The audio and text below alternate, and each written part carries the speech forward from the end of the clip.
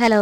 അപ്പൊ ഇത് കാണുന്നത് അമ്പലത്തിന്റെ മുൻവശത്തു കൂടെ സോപ്പറിനുകളുടെ ഒരു പാട്ട് പോണ്ട് കേട്ടോ. അതാണ് ഇത് ദേവീനെ രാവിലെ കണി കാണാൻ ഉപയോഗിക്കുന്ന പശുക്കുട്ടിയാണേ. ഞങ്ങള് സോബർണിയിലേക്ക് പോകാൻ വേണ്ടിയിട്ട് പോവായിരുന്നു. അപ്പോഴേക്കും സ്ത്രീകുട്ടി ടോയ്സ് കണ്ടപ്പോൾ അവിടെ നിന്നുപോയി. ഈ കാണുന്നത് പഴയ രഥാണ് മൂകാംബികയിലുള്ളത്. അങ്ങനെ ഞങ്ങൾ സൗപർണികയിലെത്തി. അവിടെ ഞങ്ങൾ ചെന്നിറങ്ങിയപ്പോഴേക്കും തന്നെ നിറയെ കുരങ്ങന്മാരുണ്ടായിരുന്നു.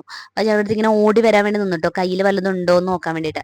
അങ്ങനെ ശ്രീകുട്ടിയും കാശിയും അച്ഛനും കൂടിയിട്ട് അതിൻ്റെ അടുത്തേക്ക് ഇറങ്ങിയപ്പോൾ ഹായ് കാണിക്കുന്നുണ്ട്.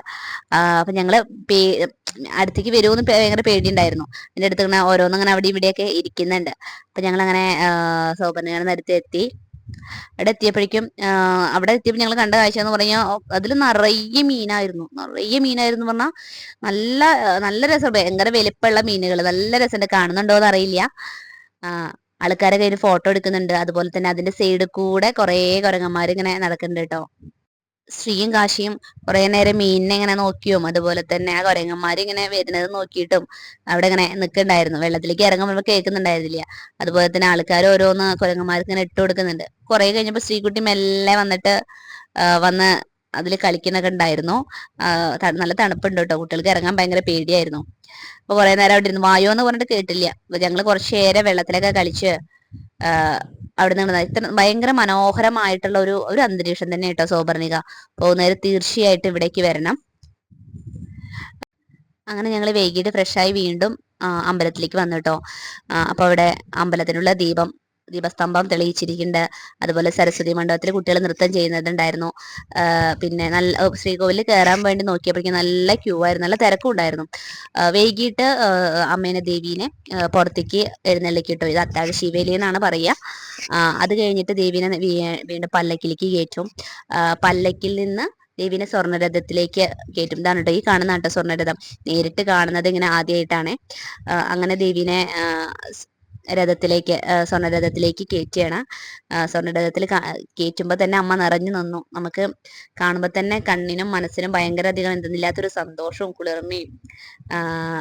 വന്നു കഴിഞ്ഞാൽ 2 ദിവസം എങ്ങനെയെങ്കിലും നിന്നിട്ട് വേണം കേട്ടോ, ഇതൊക്കെ കണ്ടിട്ട് വേണം പോവാൻ വേണ്ടിയിട്ട്. എന്നിട്ട് ഇത് പട്ടൊക്കെ ചാർത്തിയതിന് ശേഷം ദേവീനെ ദീപാരാധന അവിടെ വെച്ചിട്ട് തന്നെ ദീപാരാധന നടത്തും. ദീപാരാധന കഴിഞ്ഞിട്ട്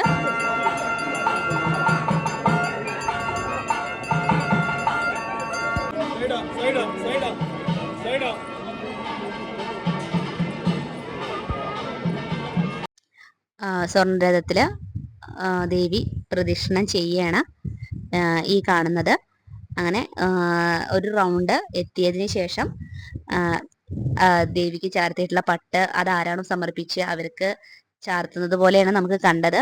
ഡീറ്റെയിൽസ് ആയിട്ട് അറിയില്ല കേട്ടോ. അപ്പോൾ അത് അവർക്ക് കൊടുക്കുകയാണെന്നാണ് തോന്നുന്നത്. അങ്ങനെ ദേവീനെ പിന്നെ സ്വർണ്ണരഥത്തിൽ നിന്ന് എടുത്തിട്ട് പിന്നെ നേരെ കൊണ്ടുവച്ചത് നമ്മുടെ സരസ്വതി മണ്ഡപത്തിലേക്കായിരുന്നു. നമ്മളിത് ആദ്യമായിട്ടാണ് കാണുന്നത്. അപ്പോൾ നമ്മൾ അവരുടെ പിന്നാലെ പോയപ്പോൾ നേരെ കൊണ്ടുപോയത് സരസ്വതി മണ്ഡപത്തിലായിരുന്നു. അവിടെ വെച്ചിട്ട് ചെറിയ പൂജയൊക്കെ ഉണ്ടായിരുന്നു. അതാ കാശിയും ശ്രീകുട്ടിയും അച്ഛനൊക്കെ അവിടെ ഇരിക്കുന്നുണ്ടായിരുന്നു. പിന്നെ ഈ കാണുന്ന ക്യൂ എന്ന് പറയുന്നത് ദേവിയുടെ കഷായ പ്രസാദം കുടിക്കാനുള്ളതാണ് കേട്ടോ. നല്ല നീണ്ട ക്യൂ ഉണ്ട്. അതിനുശേഷം നമുക്ക് അന്നദാന മണ്ഡപത്തിൽ പോയിട്ട് ഭക്ഷണം കഴിക്കാവുന്നതാണ്.